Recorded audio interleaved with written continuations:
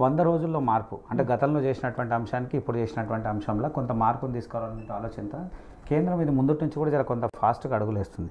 దాంట్లో మీరు చూసుకున్న 2015 నుంచి 2021 లోపల 108 గనులను ఒక్కసారి వేలం వేసింది. ఎప్పుడు 2015 నుంచి 21 వరకు, తర్వాత 21 నుంచి 22 మధ్యలో మళ్ళీ 110 గనుల్ని వేలం వేసింది.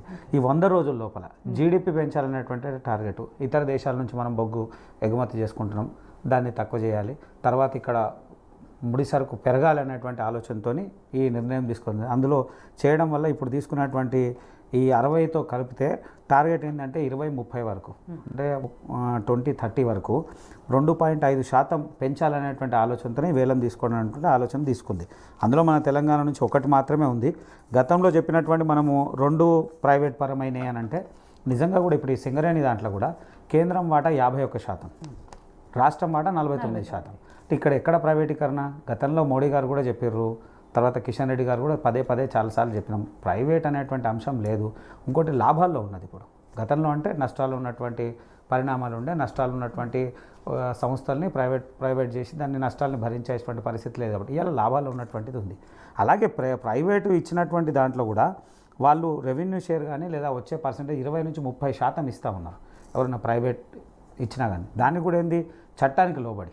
ఎప్పుడైతే ఈ 1957లో పెట్టినటువంటి ఈ బిల్లులో సవరణ చేసి 2017లో సవరణ చేసిన ప్రకారము, రాజ్యాంగ ప్రకారము ఏదైతే చట్టంలో లోబడి అత్యున్నతమైన న్యాయస్థానం ఇచ్చినటువంటి సూచనల ప్రకారమే జరుగుతుంది తప్ప ఇక్కడ ఎక్కడ లోపాయికారి ఒప్పందం లేదు. కాకపోతే ప్రతిపక్షం ఎప్పుడు ఒకరి మీద ఒకరు బురద చల్లుకునేటువంటి ప్రయత్నం.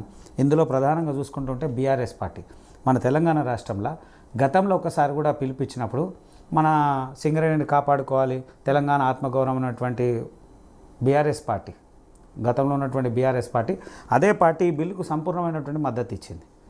ఎప్పుడు పార్లమెంట్లో బిల్లులో 2017 చెప్పినటువంటి బిల్లు సవరణలో పూర్తి మద్దతు ఇచ్చింది. మద్దతు ఇచ్చిన తర్వాత ఇక్కడ బహిరంగ వేలం ఇచ్చినప్పుడు సింగరేణి పాల్గొనియకుండా ఆపుకున్నది.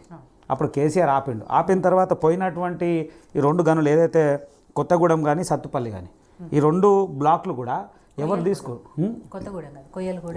కోయలగూడెము సత్తుపల్లి ఈ 2 బ్లాక్లు కూడా ఎవరు అంటే అరవిందో మళ్ళీ ప్రతిమా గ్రూప్స్, ఈ 2 కూడా కేసీఆర్కి సంబంధించినటువంటి గ్రూప్స్, వాళ్ళ ఫ్యామిలీకి సంబంధించిన గ్రూప్స్. కావాలని అప్పుడు సింగరేణిని అణిచివేసి ప్రైవేట్ సంస్థలకు ఆయన అందుబాటు చేసుకొని, నిజంగా కూడా చెప్పాలంటే ఈ రాష్ట్రంలో కార్పొరేట్ వ్యవస్థను ఎవరు చేసిర్రు అంటే ఇక్కడ కేసీఆర్ చేసిండు, ఎక్కడ కూడా చేయలేదు ప్రభుత్వం. అక్కడ ఒకవేళ సింగరేణిని ఏమైనా చేయాలనుకున్నా కానీ సింహభాగమైందన్న వాటా కూడా రాష్ట్రంది ఉంది. 49% వాటా ఈ రాష్ట్రం పరిధిలోనే అన్నీ నడుస్తూ ఉంటాయి. ఈవెన్ డైరెక్టర్ కూడా ఈ రాష్ట్రం పరిధి రాష్ట్రమే నిర్ణయించుకుంటుంది. పూర్తిగా రోజువారీ కార్యక్రమాలు ఎవరు నిర్వహిస్తారంటే ఈ రాష్ట్రంలో రాష్ట్ర ప్రభుత్వమే ఇది చేస్తారు తప్ప కేంద్రం ఇన్వాల్వ్మెంట్ ఎక్కడ కూడా లేదు. లేనప్పుడు ఎక్కడ ప్రైవేటీకరణ చేసినాం? ఖాళీ ఉన్నటువంటి ప్రభుత్వాలు ఒకటికొకటి మాట్లాడమే.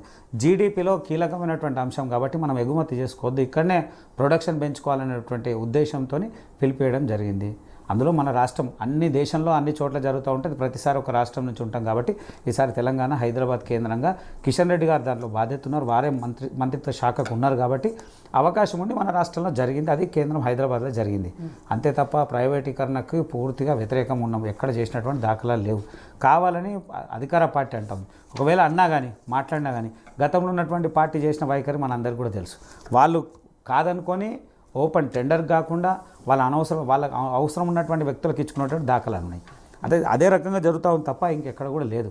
భారతీయ జనతా పార్టీ ఎక్కడ కూడా పక్షపాతం లేకుండా ఓపెన్ టెండర్ ఇచ్చినాం, వాళ్ళు ఎవరు వస్తే వాళ్ళు ఉంటారు. ఇంకోటి స్పెషల్గా ఏంది, ఈసారి జరిగిన టెండర్లో కూడా రాష్ట్ర ప్రభుత్వాన్ని కూడా ఇన్వైట్ చేయడం జరిగింది.